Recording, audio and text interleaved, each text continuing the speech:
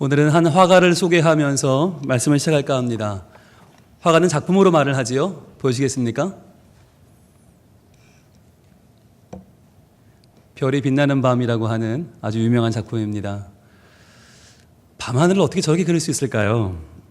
그런가 하면 또 유명한 작품 밤의 카페 테라스라는 작품도 있죠. 보여주세요. 아주 유명한 작품이죠. 어딘가 많이 보신, 많이 본 장면 같죠?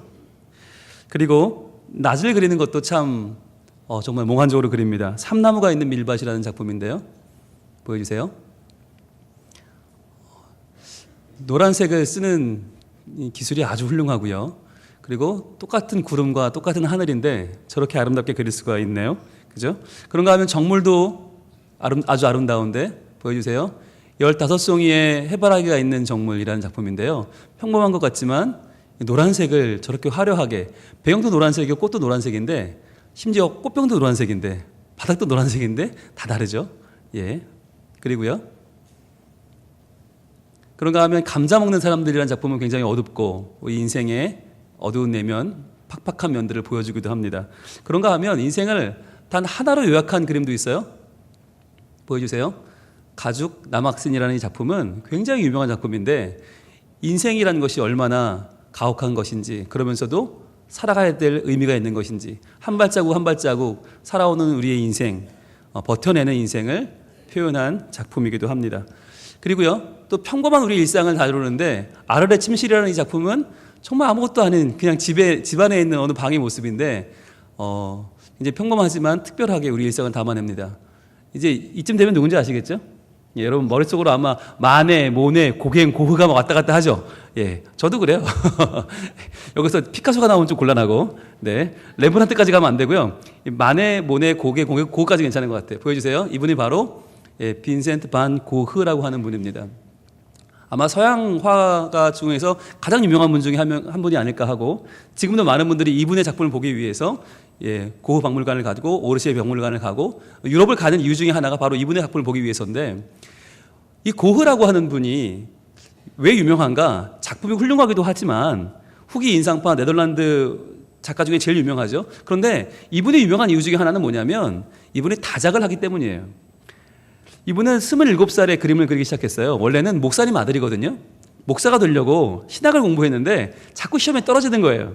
자꾸 목사가 안 되는 거예요. 그러니까 전도사 생활을 하다가 또 이것도 아니다 싶어서 이리저리 고민을 많이 했다고 합니다. 목회를 안 하면 내가 뭘 하지? 목사님 아들이니까 목회만 바라보고 왔는데 뭘 하지 고민하다가 27에 그림에서 자기의 재능을 발견하죠. 그래서 37살 일찍 죽어요. 단 10년밖에 그림을 그리지 않았는데 그동안에 약 900여 점의 그림을, 유화를 그렸고 스케치는 약 1100여 점을 그렸어요. 어마어마한 거예요. 2000작품을 그렸다? 한 주일에 2개씩 그린 거예요. 그 유명한 작품을, 지금 보신 이런 그림을 일주일에 2편씩 그렸다니까요. 말이 안 되는 거죠. 요즘 굉장히 유명한 화가들도 작품 하나 히트시키려면 그거 5년, 6년씩 그리거든요.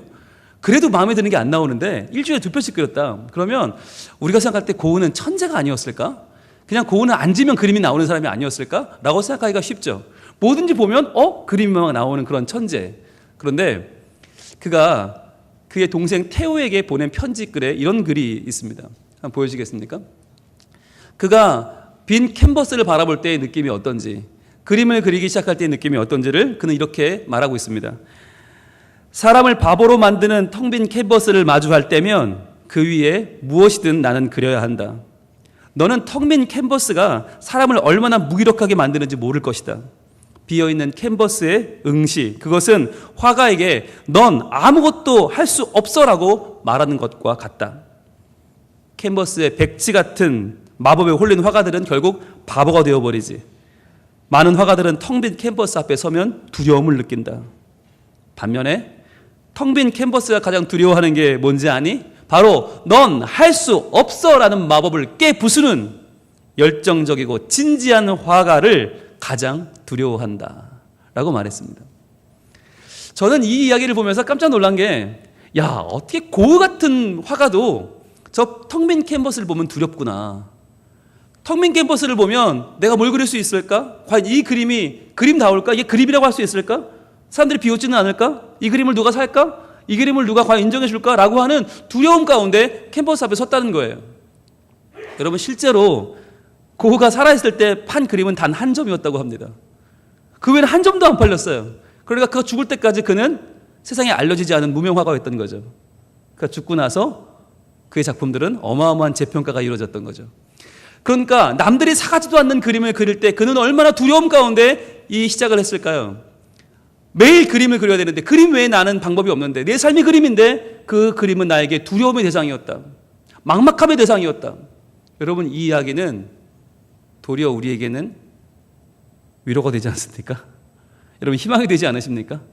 매일 아침 출근을 하면서 과연 오늘은 나에게 희망찬 하루가 될 거야, 즐거운 날이 될 거야, 할렐루야 이러면 출근하는 분 계세요? 오늘 학교 가면서 야, 오늘 수업은 정말 기대가 돼, 오늘 나에게 최고의 날이야 이러면서 가는 학생이 있을까요? 학생들이 제일 좋아하는 수업이 뭐예요? 휴강입니다. 직장인이 제일 좋아하는 날이 언제예요? 휴일입니다. 그죠? 우리는 안 가야 좋잖아요. 아무튼 안 해야 돼, 안 해야 돼. 그런데 안 할 수 없으니까, 가장인데 아내가 있고 아이들이 있는데 어떻게 하네요? 억지로 하긴 해야 되는데 우리의 일상은 이런 두려움과 막막함과 안타까움, 정말 도망가고 싶은 마음이 우리에게는 얼마나 많이 있냐는 거예요. 요즘은 아내분들도 살림을 하는 게 아니잖아요. 아이들 학원비 내려면 엄마들도 일을 해야 돼요. 근데 경력은 벌써 단절됐죠? 이미 얼마 못 받는 상황 속에서 그러나 많은 시간을 투자해서 일을 할 수밖에 없는 이 상황 가운데 우리 놓여져 있습니다. 과연 우리 삶에 다가오는 이 막막함들, 이 두려움을 어떻게 하면 좋을까요? 여러분, 저는 이 고흐의 이야기를 읽으면서 제 스스로 많은 위로를 받았습니다. 저도 똑같거든요.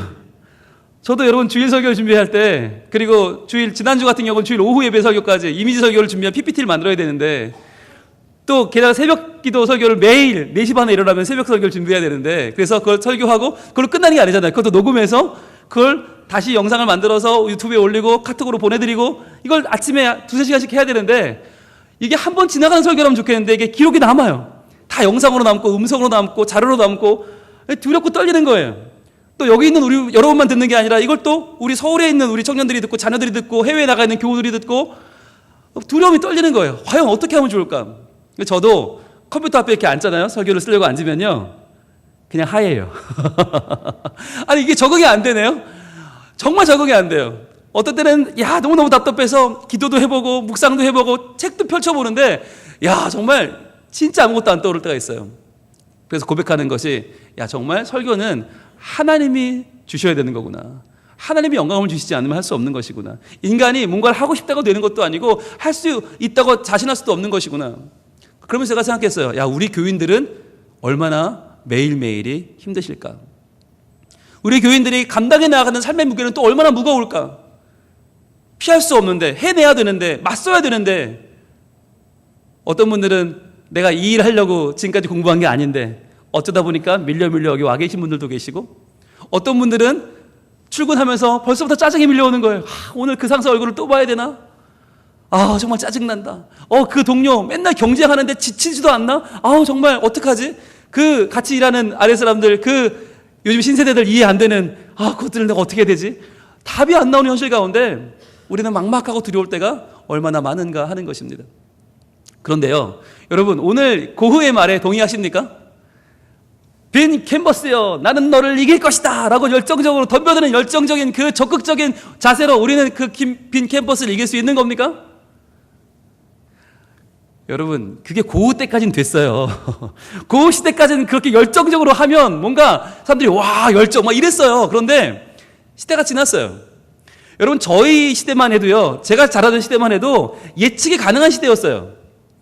공부 열심히 하고 열심히 하라는 대로 하면 어느 정도 학교를 가겠지, 어느 학교 졸업하면 적어도 어딘 취직을 하겠지, 그럼 얼마나 연봉을 받고 어떻게 살겠지가 답이 나오는 시대였어요. 저희 때는 적어도. 근데 이제는요, 답이 없는 시대가 돼버렸어요. 4차 산업혁명 시대는 어떤 시대냐? 예측이 불가한 시대. 그러니까 열심히 해도 이게 어떻게 될지를 아무도 모르고 하는 거예요. 지금 끝을 모르고 하는 거예요. 어떻게 내 미래가 펼쳐질지는 아무도 모르는 시대. 그러니까 이제는 부모님들이 자녀를 양육하기가 너무 힘들어졌어요. 무슨 말만 하면 애들이 엄마 아빠는 시대가 달라졌습니다. 엄마 아빠 시대가 다릅니다 라고 말하면 이게 저희가 당황이 되는 거예요. 어떻게 달라졌지? 아직 우리 그것도 모르겠는데 분명히 시대는 달라졌거든요. 자, 이러한 시대 가운데 예측이 불가한 시대, 두려움과 불안감과 막막함과 공포가 몰려드는 이 시대에 과연 우리가 어떻게 살아야 될까? 열정만으로는 곤란하잖아요. 요즘 애들이 제일 싫어하는 말이 열정인 거 아시죠? 열정페이. 예, 실컷 부려먹고 쥐꼬리만큼 주면서 너의 열정을 찬양하라. 뭐 이런 거 제일 싫어하는 거 아시죠? 오죽하면 그런 영화 나왔겠어요. 열정 같은 소리 하고 있네. 영화 나왔어요. 여러분, 열정으로 애들을 이게 드라이브가 안 돼요. 뭐 어떻게 해야 될까? 이 막막한 시대. 이제 어떻게 해야 되나? 우리에게 주시는 하나님의 말씀이 여기 있습니다. 바로 오늘 본문 시편 23편 5절입니다. 같이 한번 읽어보겠습니다. 시작. 주께서 내 원수의 목전에서 내게 상을 차려주시고 기름을 내 머리에 부으셨으니 내 잔이 넘치나이다. 아멘. 주께서 내 원수의 목전에서 내가 상을 차려주셨다. 여러분, 상을 차려주셨다, 이 말씀을 개역 성경에서는 상을 베푸시고 그랬거든요. 그래서 오해를 많이 했어요. 내가 상을 그러면 개근상, 우수상, 뭐 정근상, 상을 베푸신다는 거 오해했거든요. 근데 개역 개정에서는 상을 차려주시고 라고 정확하게 번역했어요. 그래서 이제 오해를 안 하죠. 뭘 해주신다고요? 상을 차려주신다. 근데 이 상을 차린다는 게 여러분 혹시나 뭐 애들 학교 보내고 혼자 앉아가지고 드시는 그런 식사 생각하시면 안 됩니다. 이 상을 차린다는 동사는 어마어마한 만찬입니다. 정찬입니다. 굉장한 정찬입니다. 끝도 없는 뷔페입니다. 온 세계의 모든 음식이 다 차려져 있는, 말도 못하는, 끝까지 쳐다도 못 보는, 메뉴만 봐도 벌써부터 가슴이 뛰기 시작하는 그런 정찬이에요. 어마어마한 잔치를 베푸셨다는 거예요. 누가? 하나님께서. 주께서 내게 상을 차려주신다. 직접 상을 차려주시고 직접 요리를 하시고 우리 입맛을 아시는 그분이, 나의 모든 기분과 나의 모든 취향을 아시는 그분이 단 하나 나를 위해서 이 모든 상을 베풀어 주신다는 거예요. 게다가 기름을 내 머리에 부으시는데 점점 그 기름이, 향기로운 기름이 나에게 차고 넘치는데 점점점 내 잔이 넘치고 감사와 찬양이 넘치는 나의 삶이라는 것이에요. 이게 뭐냐? 바로 지금 우리가 예수 믿고 구원받은 내 삶의 정체성이 무엇인가? 라고 물으면 바로 이거라는 거예요. 여러분 생각해 보세요. 여러분이 갔던 가장 좋은 장소 떠올려 보세요. 여러분이 먹었던 가장 비싼 음식을 떠올려 보세요. 가장 행복했던 자리, 돌아오고 싶은 바로 그 자리, 곱하기 100을 하시면, 곱하기 1000을 하시면 바로 전지만물의 주인이신 하나님이 직접 차려주시는 이 어마어마한 잔치상이 그저 아주 일부 예상이 될지도 모르겠습니다. 여러분, 이것이 구원입니다. 이것이 영생입니다. 영원한 생명을 누리는 것은 뭐냐? 길이의 문제가 아니라 이것은 깊이의 문제예요. 넓이의 문제입니다. 우리는 예수님을 믿고 예수님 안에서 구원을 받았다고 하는 것은 뭐냐면, 내가 지금 평범하게 직장생활을 하고 있고 내가 사업을 하고 있고 가정생활을 하고 있지만, 그러나 그 내면에 진짜 나의 본 모습은 뭐냐? 하나님이 차려주시는 이 영원하신 축제와 잔치의 주인공으로 살아간다고 하는 것입니다. 이것이 우리의 정체성이에요. 여러분, 영원은요, 죽고 나서 영원이 아니라 지금부터예요. 예수님을 믿고 예수님을 구주로 고백하는 그 순간부터 영원이 시작되는데, 그 영원한 생명이, 영원한 축제가 나의 삶에 펼쳐진다는 거예요. 그런데 중요한 거, 그냥 잔치만 하면 좋겠는데 그 앞에 뭐가 붙어요? 주께서 내 원수의 목전에서가 붙어요. 이게 문제인 거예요. 아니, 주님, 원수를 좀 처단해 주시든지, 원수를 좀 이렇게 없애 주시든지, 진짜 원수 좀 안 보는 데서 이렇게 나한테 해 주시든지, 몰래, 그것도 아니고 원수가 뻔히 저기 있는데, 날 뻔히 보고 있는데, 내 삶의 막막함과 한탄과 원망과 뭐 후회와 그 막막함, 두려움이 날 뻔히 보고 있는데 거기서 잔치를 차려주신다는 거예요. 내 원수의 목전에서 상을 차려주신 이유가 뭘까요, 과연? 왜 그렇습니까? 이유는 하나죠. 저거 별거 아니라는 거예요. 자, 봐라. 저 원수는 아무것도 아니야. 저 원수는 널 해칠 수 없어. 네 삶에 두려움과 막막함과 한탄이 있느냐? 아니, 그것은 너를 해칠 수 없어. 그것은 너를 손톱 하나 건드릴 수 없어. 봐. 저 원수가 너를 쳐다보고 있는 이 목전에 난 너에게 상을 차려준다. 너는 나의 잔치에 참여한다. 너는 나의 주인공이다. 너는 나의 사랑을 한껏 받아 누리는 나의 행복한 자녀다. 라고 말하는 거예요. 마치 개가 으르렁으르렁 하고 있는데 아빠가 아이의 손을 잡고 가면서 오이씨 이렇게 가는 것처럼, 그럼 아이는 나 저 되게 무서운 개인데 우리 아빠는 안 무섭나? 야, 뭐가 무섭냐? 에이씨 그래서 가는 그런 모습인 거죠. 원수의 목전에 상을 차려주신다. 이것은 뭐냐? 이 손을 잡고 있는 이 아이는 내 아이다. 내가 이 아이의 아빠다.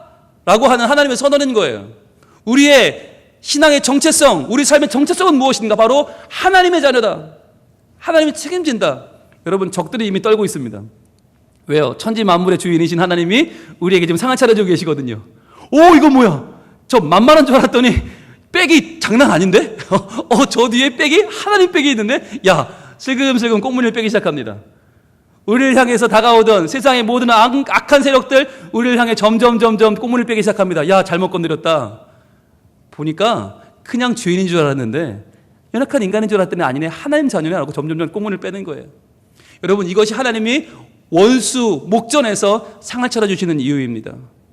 우리가 그렇잖아요. 교회 나오면, 교회에서 예배드리면 축제 같아요. 잔치자리 같아요. 근데 돌아서면 또 현실이에요. 교회를 나가면 또 현실이에요. 또 막막하고 또 두렵고 또 아프고 매번 돌아가는 이 우리의 반복적인 우리의 모습 가운데 하나님 선언하시는 거예요. 아니, 네 원수의 목전에 내가 상을 차려줄게. 네 그 힘든 상황, 그걸 뻔히 알아. 그러나 그것은 변치 않아. 그러나 그것을 뛰어넘는 나의 사랑과 평안을 너에게 줄게. 이제 너는 그것을 누리며 살면 된다고 주님 말씀하십니다. 자, 그러면 이제 그 음식을 한번 살펴볼까요? 어떤 음식이나 볼까요? 어떤 잔치인지 한번 볼까요? 로마서 5장 1절입니다. 로마서 5장 1절. 자, 과연 이 잔치에서 누릴 수 있는 코스는 어떤 게 있을까? 놀라운 코스가 있어요. 여기는요, 여러분 좋아하시는 수산, 해양, 육해공 이런 게 있는 게 아니라 제일 말도 안 되는 코스가 벌어집니다. 자, 5장 1절 같이 읽어봅니다. 시작. 그러므로 우리가 믿음으로 의롭다 하심을 받았으니 우리 주 예수 그리스도로 말미암아 하나님과 화평을 누리자. 이 아름다운 잔치 자리는 뭐가 있느냐? 믿음으로 의롭다 하심을 받는 코스가 있어요. 믿음으로 의롭다 하심을 받아요. 여러분, 의롭다 하심 받는 게 우리 가능해요? 불가능하잖아요. 내 죄와 내 허물과 내 연약함, 내 과거를 내가 뻔히 아는데 나는 내 죄로 인하여 더럽다 하심을 받을 만한 죄인인데 불구하고 하나님은 이 잔치자리에 믿음으로 의롭다 하심을 받는 거룩한 코스를 차려주세요. 이제 너는 의인이다. 이제 너는 세상을 이긴다. 이제 너는 세상 가운데 당당히 설 수 있다 말씀하시는 거예요. 자, 그런데 그렇게 해서 우리가 하나님과 말미암아 화평을 누리자 끝나는데 그 안에 중요한 키가 하나 등장합니다. 중요한 열쇠가 등장합니다. 그게 뭐냐면 이 구원의 파티에 참여하는 티켓인데요. 이 티켓이 뭐냐? 여러분 펜이 있으신 분은 표시하세요. 바로 우리 주 예수 그리스도로 말미암아. 이것이 티켓이에요. 이 어마어마한 잔치의 티켓은 우리 주 예수 그리스도로 말미암아. 바로 이것입니다. 우리가 예수님을 구주로 모신다면, 그분을 내 인생의 변화의 주인공, 구세주로 믿는다면 그때부터 우리는 믿음으로 의롭다 하심을 받는 하나님의 잔치의 주인공이 되는 것입니다. 그리고요, 하나님과는 화평을 누리게 돼요. 과연 누가 하나님과 화평을 누릴 수 있습니까? 그러나 이제 하나님과의 아름다운 화평, 이제 우리의 예배는 하나님 앞에 거듭난 예배가 되고 하나님을 기쁘시게 하는 예배가 되고 이제 우리의 삶은 하나님의 놀라운 축복을 맛보는 행복한 삶이 되는 거예요. 자, 오직 중요하면 이 티켓이 한 번 더 등장하는데 2절입니다. 이렇게 이어집니다. 또한 그로 말미암아, 이게 바로 아까 우리 주 예수 그리스도로 말미암아 같은 말이에요. 그로 말미암아, 우리 주 예수 그리스도로 말미암아 표시하세요. 그로 말미암아 무슨 일이 벌어집니까? 우리가 믿음으로 서 있는 이 은혜에 들어감을 얻었으며 하나님의 영광을 바라고 즐거워하느니라. 이것이 우리가 누리는 잔치입니다.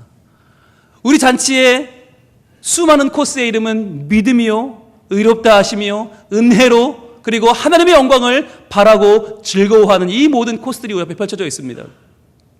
이 세상은 넘보지 못할, 우리의 원수들은 예상도 하지 못할 놀라운 믿음의 코스들, 은혜의 코스들이 우리 앞에 펼쳐져 있습니다. 그 코스를 누릴 수 있는 하나의 티켓은 바로 예수 그리스도입니다. 여러분, 예수 그리스도를 믿고 이런 구원의 놀라운 은혜를 누리는 것, 저는 이 설교를 준비하면서 제 마음속에 계속 맴돌던 찬양이 하나 있었어요. 어린 시절 부르던 찬양, 혹시 기억나십니까? 나는 구원 열차 올라타고. 반주 한번 부탁할까요? 불러볼까요? 떠올려보세요, 가사를. 자, 나는 구원 열차, 나는 구원 열차 올라타고서 하늘 날아가지요. 빵빵 죄악역 벗어나 달려가다가 다시 내리지 않죠. 좌표 필요 없어요. 주님 차장 되시니 나는 염려 없어요. 나는 구원 열차 올라타고서 하늘 날아가지요.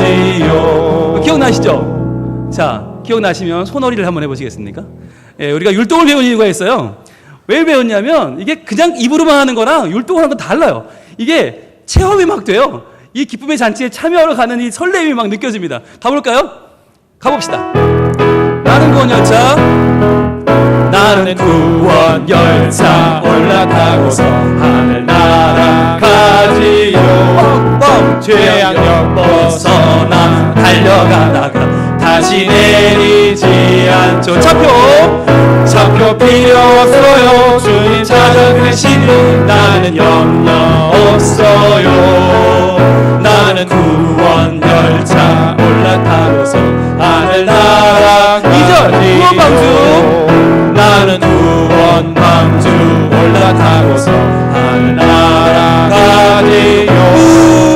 나는 구름 물결 달려들어도 전혀 겁내지 않죠. 자, 뱃삭 필요 없어요. 뱃삭 필요 없어요. 주님 선장 되시니 나는 염려 없어요. 나는 구원 방주, 나는 구원 방주 올라타고서 하늘 날아가지요. 박수. 여러분들 교회학교 좋은 애 나오셨네요. 이거 기억하기 쉽지 않은데 이걸 다 기억하고 계시네요. 여러분, 우리의 인생이 두렵고 떨리고 원수 때문에 정말 신경 쓰이고 죽겠을 때 여러분 이 찬양을 한번 떠올려 보세요. 나는 구원열차 올라타고서 하늘나라 가고 있어요. 죄악역 벗어나 달려가다가 다시 내릴 일이 없어요. 왜요? 차표 필요 없어요. 우리 주님이 차장이 되시니까. 우리 주님이 우리의 티켓이세요. 우리는 그분의 백이 있어요. 내리지 않아도 돼요. 나는 구원열차 올라타고서 하늘나라를 갑니다. 나는 구원 방주 올라타고서 하늘나라를 가요. 여러분, 성민교회는 하나님이 허락하신 구원 방주인 줄 믿습니다. 성난 물결, 어둠 물결 달려들어도 겁내지 않아요. 뱃삭 필요 없어요. 주님 선장 되시니 나는 염려 없어요. 나는 구원 방주 올라타고서 하늘나라를 갑니다. 여러분, 이 구원 열차, 구원 방주에 올라 우리 하나님이 마련해 주시는 그 모든 잔치를 누리며 살아가는 그 사람들이 바로 누구예요? 우리라는 거예요. 때로는 절망이, 때로는 아픔이 우리에게 밀려오지만 그러나 그것들을 어떻게 상대해야 될까요? 오늘 3절은 이렇게 이어집니다. 3절입니다. 자, 다만 이뿐 아니라. 자, 1, 2절까지 좋았단 말이죠. 잔치 막 벌리고 막 구원열차 올라타고 좋았어요. 그런데 문제는 여기부터 문제예요. 이뿐 아니라 뭐도 있어요? 우리가 환난 중에도 그랬어요. 환난을 당한다. 즉 예배 시간은 좋았는데 구원열차 탄 것 같았는데 돌아가면 또 아닌 것 같고 문을 나가면 또 현실이고 문을 나가면 또 가족끼리 부딪히고 직장에서 부딪히고 죽겠고 힘들고 또 월요일은 찾아오고 아니요. 그 환난이 있는데 이미 구원열차 올라탄 우리는 어때요? 환난 중에도 즐거워하는 이게 다른 거예요. 똑같은 환난이 오는데 똑같은 월요일이 오는데 우린 다른 거예요. 우린 이제 환난도 즐거워해요. 하나님의 구원의 잔치에 참여했기 때문에 왜요? 환난 중에 즐거워하나니 이는 환난은 인내를, 인내는 연단을, 연단은 소망을 이루는 줄을 알미로다. 할렐루야. 이제 우리가 만나는 환난은 이전과 다릅니다. 이제 그 환난은 우리를 위한 하나님의 선물입니다. 우리 앞에 있는 그 원수의 목전에 바라보는 그 원수는 더 이상 원수가 아니라 그 환난은 우리에게 인내하게 하고 그 인내 가운데 연단받게 하고 연단 가운데 소망을 이루어내는 하나님의 조연 배우인 줄 믿습니다. 여러분 두려워 마십시오. 여러분에게 찾아오는 그 원수의 그 아픔과 환난은 더 이상 우리를 망하게 할 수 없고 우리를 죽일 수 없습니다. 우리는 그 가운데에서 더 인나게 될 것이고 연단받게 될 것이고 더 정금처럼 나올 것이고 하나님의 주시는 소망을 이루어갈 줄로 믿습니다. 오늘 우리는 성찬식에 참여합니다. 주님의 살과 피를 받습니다. 이것은 무엇입니까? 우리에게 허락하시는 하나님의 천국잔치에 대한 약속입니다. 내가 너와 함께한다. 내가 너와 함께한다. 두려워하지 마라. 내가 너에게 내 살과 피를 나누어 준다. 이것을 먹고 마시며 나를 생각하고 기념하고 잊지 말아라. 이 가운데 영적으로 임재하시는 하나님의 동행하심이, 하나님의 역사가, 하나님의 약속이 우리와 오늘 영원히 함께 하실 줄로 믿습니다. 이제 같이 우리 기도할까요? 기도할 때 주님, 우리는 막막합니다. 주여, 우리는 별거 아닙니다. 그런데 우리를 떨게 하는 이 현실은 너무나 강해 보입니다. 주님, 이 시간에 이 성찬을 받으면서 저희들 우리를 위해 차려주시는 하나님의 구원의 잔치를 경험하게 하여 주시옵소서. 주님, 이 가운데 하나님을 만나게 하여 주시옵소서. 이 환난은 아무것도 아니며 오히려 나를 위해 준비된 하나님의 은혜의 선물임을 저희들 깨닫고 우리의 현실 가운데 이겨내는 능력을 허락하여 주시옵소서. 주여 말씀 기도합니다. 주여, 아버지 하나님 도와주시옵소서. 주여, 우리는 두렵고 떨립니다. 주여, 우리는 은혜 받은 것 같지만, 우리는 승리한 것 같지만, 그러나 아니 돌아서면 또 약해지고, 돌아서면 또 약해지고, 돌아서면 또 막막한 것이 우리의 현실입니다. 주여, 어찌하면 좋습니까? 주여, 어찌하면 좋습니까? 연약한 우리도 어찌하면 좋습니까? 주여, 우리와 함께하여 주시옵소서. 주여, 도와주시옵소서. 우리에게 허락해 주시는 이 위대한 하나님의 은혜 가운데, 이 만찬 가운데, 이 하나님의 놀라운 잔치자리 가운데 다시 한번 믿음으로 바로 서고 이겨내기를 원합니다. 주여, 우리에게 하나님의 능력을 새롭게 하여 주시고, 하나님 이 자리에 행복을 하여 주시고 함께 하여 주셔서 주님, 저희들 우리 원수의 목전에서도 이 아름다운 잔치에 참여했으며 기뻐하며 감사하며 찬양하며 우리 주님으로 승리를 나가는 우리가 되게 하여 주시옵소서. 하나님 감사합니다. 주님, 예배 드릴 때는 다 된 것 같은데 돌아서면 또 하나도 안 된 것 같고 늘 믿음의 부침을 반복하는 저희들입니다. 그러나 주님, 저희들 우리 삶에 펼쳐지는 하나님의 사랑, 우리를 위해 예비하시는 하나님의 천국잔치를 바라보는 영안을 열어 주시옵소서. 믿음으로 구원받은 우리가 누리는 의로움의 잔치, 하나님 주시는 영광의 잔치, 하나님이 함께 하시는 이 임재의 잔치 가운데로 주님 우리를 초대하여 주시니 감사합니다. 이 가운데서 우리 주님을 만나고 나는 혼자가 아니고 나와 함께 하시는 우리 주님 계심을 깨달아 알게 하시고 어려운 현실을 이겨내는 환난은 인내를, 인내는 연단을, 연단은 소망을 이루시는 하나님을 믿고 나아가는 믿음 허락하여 주시옵소서. 예수님 이름으로 기도합니다. 아멘.